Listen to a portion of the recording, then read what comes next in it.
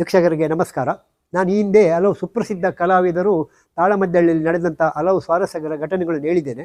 ಈ ಸ್ವಾರಸ್ಯಕರ ಘಟನೆಗಳು ಆಯಾಯ ಸಂದರ್ಭದಲ್ಲೇ ಹೊರಡುವಂಥದ್ದೇ ಹೊರತು ಅದು ಮಾಡಲೇಬೇಕು ಅಂತ ಸೃಷ್ಟಿಯಾಗಬೇಕಂತೇಳಿ ಮಾಡಿದ್ದು ಖಂಡಿತವಾಗಿ ಅಲ್ಲ. ಹಾಗೆ ಹವ್ಯಾಸಿ ಕಲಾವಿದರು ಸಹ ಮಾಡುವಾಗಿಂಥ ಸ್ವಾರಸ್ಯಕರ ಘಟನೆಗಳು ತುಂಬ ನಡೀತದೆ. ಉದಾಹರಣೆಗೆ ಒಂದು 20 ವರ್ಷಗಳ ಹಿಂದೆ ನಾನೇ ಒಂದು ಯಕ್ಷಗಾನ ಪ್ರದರ್ಶನದಲ್ಲಿ ನಮ್ಮದೊಂದು ವಾಲಿ ಮೋಕ್ಷ, ಅದರಲ್ಲಿ ನಾನು ವಾಲಿಯ ಪಾತ್ರದಲ್ಲಿದ್ದೆ.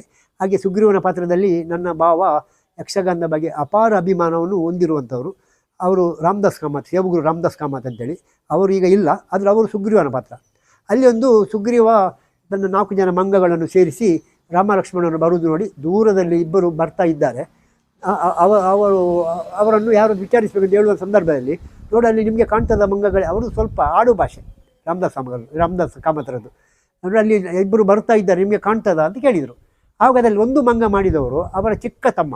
ಅವರು 6 ಜನ 7 ಜನ ಗಂಡು ಮಕ್ಕಳು, ಅದ್ರ ಚಿಕ್ಕ ತಮ್ಮ, ಸ್ವಲ್ಪ ಕೀಟಲಿ ಸ್ವಭಾವ. ಅವ ಬೇಕಂತೆ ಅಣ್ಣ ಅಲ್ಲ, ಇವರಿಗೆ ಸ್ವಲ್ಪ ಕೋಪ ಜಾಸ್ತಿ. ಈ ರಾಮದಾಸ್ ಕಾಮರಿಗೆ ತುಂಬ ಕೋಪ. ಅವ್ರಿಗೆ ಗೊತ್ತುಂಟು ತಮ್ಮನಿಗೆ, ಬೇಕಂತ ಹೀಗೆ ನೋಡಿ ನನಗೆ ಕಾಣುದಿಲ್ಲ ಅಂತ ಹೇಳಿಬಿಟ್ರು. ಇವರಿಗೆ ಸೀಟು ನೆತ್ತಿಗೇರಿತು. ಕೂಡಲೇ ಈ ಮಂಗನಿಗೆ ಕಣ್ಣು ಕಾಣುದಿಲ್ಲ, ಕುರುಡು ಮಂಗ, ಇವರನ್ನು ಒಳಗೆ ಕಳಿಸಿ ಅಂತ ಹೇಳಿಬಿಟ್ರು. ಅಷ್ಟಾಗುವಾಗ ಅವ್ರ ತಮ್ಮನಿಗೆ ಎದುರಿಗೆ ಸುರಾಯಿತು. ಈಗ ನನಗೆ ಒಳಗೆ ಹೋದಗಳು 4 ಬಡಿತಾರೆ ಅಥವಾ ಬೈತಾರೆ ಅಂತೇಳಿ ಪುನಃ ಈಗ ನೋಡಿ ಈಗ ಕಾಣ್ತದೆ ಪ್ರಭುಗಳೇ ಅಂತ ಹೇಳಿಬಿಟ್ರು. ಆಗ ಈ ಮಂಗ ಇಲ್ಲೇ ಇರಲಿ ಅಂತ ಹೇಳಿಬಿಟ್ರು. ಇದೊಂದು ಸ್ವಾರಸ್ಯಕರ ಘಟನೆ. ಹಾಗೆ ಒಂದು 5 ವರ್ಷಗಳ ಹಿಂದೆ ಕುಂದಾಪುರದಲ್ಲಿ ನಾವು ಸ್ವಲ್ಪ ತಾಳಮದ್ದಲೆ ಅರ್ಥ ಹೇಳಿದ್ದೆವು. ನಾನು ಹಾಗೂ ಒಂದು ರಜನೀಶ್ ಒಳ್ಳರು ಅಂತೇಳಿ ನನ್ನೊಟ್ಟಿಗೆ ಒಂದು ಅರ್ಥದಲ್ಲಿ ಅವರು ಸಹ ಒಳ್ಳೆ ಅರ್ಥಧಾರೆ, ಹವ್ಯಾಸಿ ಆದರೂ ಅವರು ಪ್ರಸಿದ್ಧರೊಟ್ಟಿಗೆ ಅರ್ಥ ಹೇಳುವಂಥ ಸಾಮರ್ಥ್ಯ ಉಳ್ಳವರು. ಹಾಗೆ ಅಲ್ಲಿ ಪ್ರಸಂಗ ಶ್ರೀಕೃಷ್ಣ ಪರಂಧಾಮ ಪ್ರಸಂಗ. ಅದರಲ್ಲಿ ಯಾದವರು ನಾನು ಸಾತ್ಯಕಿ ಹಾಗೂ ರಜನೀಶ್ ಒಳ್ಳರು ಕೃತವರ್ಮನ ಪಾತ್ರದಲ್ಲಿ. ಅಲ್ಲಿ ದೂರ್ವಾಸನಾಗಿ ಸುಪ್ರಸಿದ್ಧ ಕಲಾವಿದರಾದಂಥ ಉಜಿರೆ ಅಶೋಕ್ ಭಟ್ರಿದ್ದರು. ಹಾಗೆ ಉಜಿರೆ ಅಶೋಕ್ ಭಟ್ರು ಅವರು ಒಳ್ಳೆಯ ಸ್ವಾರಸ್ಯಕರವಾಗಿ ಮಾತನಾಡುವುದರಲ್ಲಿ ಅವರು ಸಿದ್ಧಾಸ್ತರು. ಹಾಗೆ ನಮ್ಮನ್ನು ತುಂಬ ಚೆನ್ನಾಗಿ ಅವರು ಸಂಭಾಳಿಸ್ಕೊಂಡು ಹೋಗಿದ್ದಾರೆ. ಅದು ಯೂಟ್ಯೂಬ್ನಲ್ಲಿ ಸಹ ಉಂಟು. ಹಾಗೆ ಅವರು ಅಲ್ಲಿ ಯಾದವರು ಏನು ಅಂತ ಹೇಳಿದರೆ, ಯಾದವರಿಗೆ ಕೊನೆಗಾಲ ಅವರಿಗೆ ಕುಡುಕರಾಗಿದ್ದುಕೊಂಡು ಅವರು ಮದ್ಯವ್ಯಸನಗಳಾಗಿಕೊಂಡು ಬೇಡದ್ದೇ ಮಾಡಿ ಕೊನೆಗೆ ಅವಸಾನ ದುರ್ವಾಸರಿಂದ ಶಾಪ ಪಡೆದು ಅವಸಾನ ಹೊಂದುತ್ತಾರೆ. ಆ ಒಂದು ಕತೆ ಅಂಥ ಪಾತ್ರವನ್ನು ನಾವು ಮಾಡಿದ್ದು ಸ್ವತ್ತೆಗೆ ಹಾಗೂ ಕೃತವರ್ಮ ಅಂತೇಳಿ. ಹಾಗೆ ಅಲ್ಲಿ ಹೀಗೆ ಮಾತನಾಡ್ತಾ ಇರುವಾಗ ಅಲ್ಲಿ ಅವರು ಕುಡಿದು ಹೋಗೋದು ಅಲ್ಲ. ಹಾಗೆ ಅವರು ವಿಜಯರಾಜ್ ಭಟ್ರು ಕೆಲವರು ಕೆಳಗೆ ಬಿದ್ದವರು ಹೇಳಲಿಲ್ಲ ಅಂತ ಹೇಳಿಬಿಟ್ರು. ಅದಕ್ಕೆ ನಾನು ಹೇಳಿದೆ, ಗುರುಗಳೇ ಅವ್ರಿಗೆ ಅವರು ತಗೊಂಡು ಸ್ವಲ್ಪ ಜಾಸ್ತಿ ಆಗಿದೆ, ಅಂದರೆ ಭಕ್ತಿಯನ್ನು ತೊಗೊಂಡದ್ದು ಜಾಸ್ತಿ ಆಗಿದೆ. ಅವರು ಹಾಗೆ ಭಕ್ತಿ ಏರಿದ ಕೂಡಲೇ ಅವರಿಗೆ ಮತ್ತೆ ಏನು ಮಾಡಬೇಕು ಗೊತ್ತಿಲ್ಲ. ಹೌದು, ತಗೊಂಡದ್ದು ಜಾಸ್ತಿ ಆಗಿದೆ. ಅಷ್ಟಾಗ ಒಳ್ಳೆಯವರು ಹೇಳಿದರು. ಮತ್ತು ಒಂದು ಗುರುಗಳೇ, ಕೆಲವರು ಹೆಚ್ಚು ತಗೊಂಡ್ರೆ ಮಾತನಾಡೋದಿಲ್ಲ. ಯಾಕೆಂತ ಹೇಳಿದರೆ ಅವ್ರು ತಗೊಂಡಿದ್ದೇವೆ ಅಂತೇಳಿ ಉಳಿದವರಿಗೆ ಗೊತ್ತಾಗ್ತದೆ ಎಂಬ ಕಾರಣಕ್ಕೆ ಮಾತನಾಡೋದಿಲ್ಲ. ಕೂಡಲೇ ವಿಜಯರಾಜ್ ಭಟ್ರು ಕೂಡಲೇ ಒಂದು ಉತ್ತರ ಬಂತು, ಅತ್ಯಂತ ಒಳ್ಳೆಯ ಉತ್ತರ. ಹೌದಪ್ಪ, ಕೆಲವರು ತೆಗೆದುಕೊಂಡು ಅದು ಗೊತ್ತಾಗ್ತದೆ ಅಂತೇಳಿ ಮಾತನಾಡೋದಿಲ್ಲ. ಅದಕ್ಕೆ ಅವರು ಸುಮ್ಮನೆ ಕುಳಿತುಕೊಳ್ಳೋದು. ಅವರು ಸುಮ್ಮನೆ ಕುಳಿತುಕೊಂಡ ಕಾರಣ ಅವರು ತಗೊಂಡಿದ್ದಾರೆ ಅಂತ ಗೊತ್ತಾಗುವುದು. ಒಂದು ಒಳ್ಳೆಯ ಒಂದು ಸಂಭಾಷಣೆ ಅಲ್ಲಿ, ಅದು ಪ್ರಸಂಗ ಸಹ ಒಳ್ಳೆಯದಾಗಿದೆ. ಹಾಗೆ ಕಲಾವಿದರು ಕೇವಲ ತಾಳಮದ್ದಳೆ ವೇದಿಕೆಯಲ್ಲಿ ಮಾತ್ರವೇ ಅವರು ಹಾಸ್ಯದ ಮೂಲಕ ಪ್ರಸಿದ್ಧರಾದಲ್ಲ, ಅವರು ನಿಜ ಜೀವನದಲ್ಲೂ ಕಲಾವಿದರು ಅವರು ಪ್ರಸಿದ್ಧರಾಗಿದ್ದಾರೆ. ಉದಾಹರಣೆ ಹೇಳೋದಾದರೆ, ನಮ್ಮದು ಬಂಟ್ವಾಳ ಜಯರಾಮಾಚಾರ್ಯ ಬಗ್ಗೆ ಹೇಳ್ತೀವಿ. ಇತ್ತೀಚೆಗೆ ನಿಧನರಾದವರು, ಉತ್ತಮ ಹಾಸ್ಯಗಾರರು. ಅವರೊಮ್ಮೆ ಮಂಗಳೂರಿನಿಂದ ಅವರು ಬೀಚ್ ರೋಡಿಗೆ ಹೋಗಲಿಕ್ಕೆ ನಿಜವಾಗಿ ಮಂಗಳೂರಿಂದ ಮೂಡುಬಿದಿರೆ ಬರುವಂಥ ಬಸ್ಸಿನಲ್ಲಿ ಹತ್ತಿದ್ರು ಅವರು. ಅವರಿಗೆ ಇಲ್ಲಿ ಪೊಳಲಿ ದ್ವಾರ ಅಂತೇಳಿ ಮುಂದೆ ಅಲ್ಲಿ ಸ್ಟಾಪ್ ಉಂಟು, ಎಕ್ಸ್ಪ್ರೆಸ್ ಬಸ್. ಅಲ್ಲಿ ಸ್ಟಾಪಿನಲ್ಲಿ ಇಳಿಯುವುದು, ಅಲ್ಲಿಂದ ಇಳಿದು ಅಲ್ಲಿಂದ ಪೊಳಲಿ ದ್ವಾರದಿಂದ ಬೀಚ್ ರೋಡ್ ಹೋಗುವಂಥ ಬೇರೆ ಬಸ್ಸನ್ನು ಇಳಿಯುವಂಥದ್ದು ಅವರೊಂದು ಉದ್ದೇಶ. ಆ ಬಸ್ ಹಿಂದಿನ ಸೀಟಿನಲ್ಲಿ ವಾದಿರಾಜ ಕಲ್ಲೂರಾಯ ಅಂತೇಳಿ ಸುಪ್ರಸಿದ್ಧ ಯಕ್ಷಗಾನ ಕಲಾವಿದರು ಡಾಕ್ಟರ್ ವಾದಿರಾಜ ಕಲ್ಲೂರಾಯರು ಅವರು ಕುಳಿತುಕೊಂಡಿದ್ದರು. ಅಷ್ಟೊಂದು ಬಸ್ಸು ಫುಲ್ಲು ರಶ್. ಇವರಲ್ಲಿ ಪೊಳಲಿ ದ್ವಾರದ ಹತ್ತಿರ ಇಳಿಯುವಾಗ ನಾವು ಸಾಮಾನ್ಯವಾಗಿ ಗಮನಿಸ್ತೇವೆ, ಬಸ್ ನಿಂತ ಕೂಡಲೇ ಇಳಿಯುವವರನ್ನು ಬಿಡುವುದಿಲ್ಲ, ಹತ್ತುವುದೇ, ಇಳಿಯುವವರಲ್ಲೇ.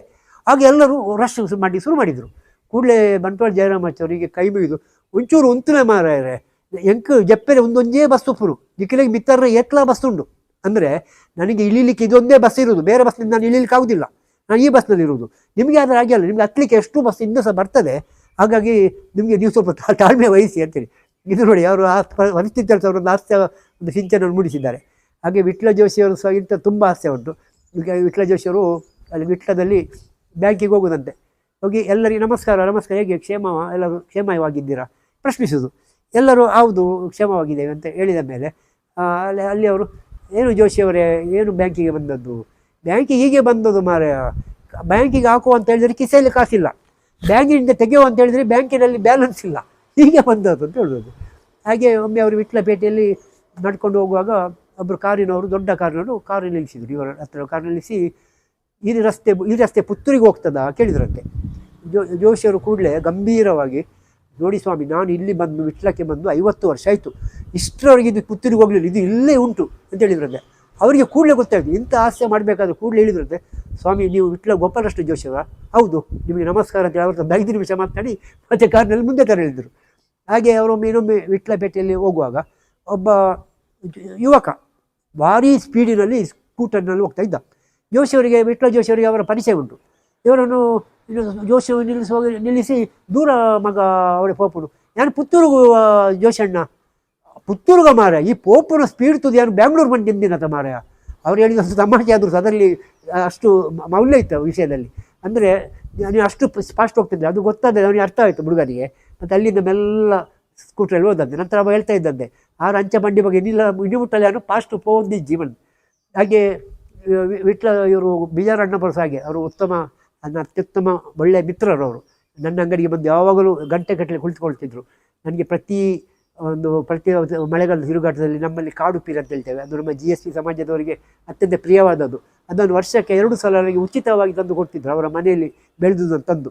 ಹಾಗೆ ನನ್ನ ಮನೆಗೆ ಬಂದ ಕಾಡು ಪೀರೆಯ ಪೋಡಿಯನ್ನು ತಿಂದು ಹೋಗ್ತಿದ್ರು, ಅಷ್ಟು ನಮಗೆ ಅವರ ಮೇಲೆ ಗಳಸ ಕಂಠಸ್ಯ. ಒಮ್ಮೆ ನಾನು ಮತ್ತೆ ಅವರೊಂದು ಮದುವೆ ಸಮಾರಂಭಕ್ಕೆ ಹೋಗಿದ್ದೆ ಅವರೊಟ್ಟಿಗೆ, ಯಾರದೊಂದು ಮದುವೆ. ಅಲ್ಲಿ ಹೋದ ಕೂಡಲೇ ಅಲ್ಲಿ ಫಸ್ಟಿಗೆ ಹೋದ ಕೂಡಲೇ ಒಂದು ಶರ್ಬತ್ ಮತ್ತು ಒಂದು ಏನೋ ಕಟ್ಲೆಟ್ ಏನೋ ಒಂದು ಕೊಡುವ ಕ್ರಮ ಉಂಟು.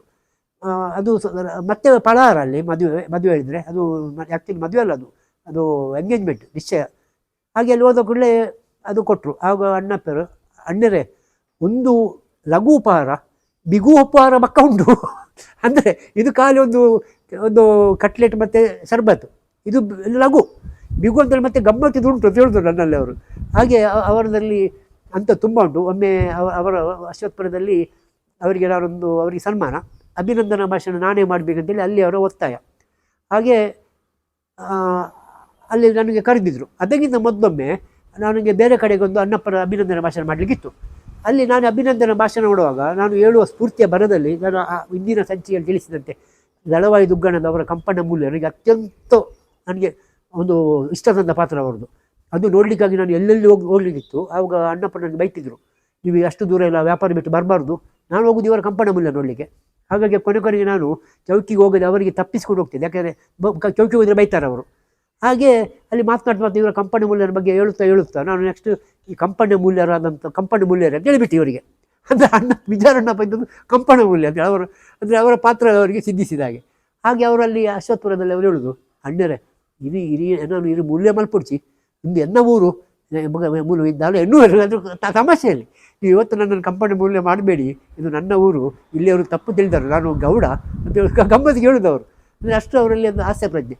ಹಾಗೆ ಕೆಲವಾದರೂ ವಾಸ್ತವ ಸಮಗ್ರ ಹಾಗೆ ಅವರು ನಿಜ ಜೀವನದಲ್ಲಿಯೂ ಅತ್ಯಂತ ಹಾಸ್ಯ ಪ್ರಜ್ಞೆ ಉಳ್ಳವರವರು. ನನ್ನ ಅಂಗಡಿಗೆ ಯಾವಾಗಲೂ ಬಂದರೆ ಉಂಟಲ್ಲ, ಉತ್ತಮ ಹಾಸ್ಯಮಯವಾಗಿಯೇ ಮಾತನಾಡುವವರು. ಹಾಗೆ ಅವರು ಯಾವುದೇ ಘಟನೆ ನೋಡಿದರೂ ಸಹ ಅವರು ಅದರಲ್ಲಿ ಎಕ್ಕುವುದು ನಮಗೆ ತಾಳಮದ್ದಳೆಗೆ ಇದೆಲ್ಲ ಹೇಳುವಂಥ ಯಾವುದಾದ್ರು ಅಂಶ ಸಿಗ್ತದೆ ಅಂತೇಳಿ. ಹೀಗೆ ಇಂತಹ ಹಲವಾರು ಉದ್ಯಮ ಕಲಾವಿದರು ನಮ್ಮ ಯಕ್ಷರಂಗವನ್ನು ಶ್ರೀಮಂತಗೊಳಿಸಿದ್ದಾರೆ. ಹಾಗೂ ಇನ್ನಷ್ಟು ತುಂಬ ಹೇಳಿ ಹೋದರೆ ತುಂಬ ಉಂಟು. ಇನ್ನು ಮುಂದಿನ ಸಂಚಿಕೆಯಲ್ಲಿ ಸಾಧ್ಯವಿದ್ದರೆ ನಿಮಗೆ ಇನ್ನಷ್ಟು ವಿವರಗಳು ನಿಮ್ಮ ಮುಂದೆ ಬರ್ತೇನೆ. ನೀವು ಇದನ್ನು ಶಾಂತಚಿತ್ತವಾಗಿ ಆಲಿಸಿದಂಥ ಎಲ್ಲರಿಗೂ ನಾನು ಧನ್ಯವಾದವನ್ನು ಅರ್ಪಿಸ್ತಾ ಇದ್ದೇನೆ. ಯಕ್ಷಗಾನಂ ಗೆಲ್ಗೆ.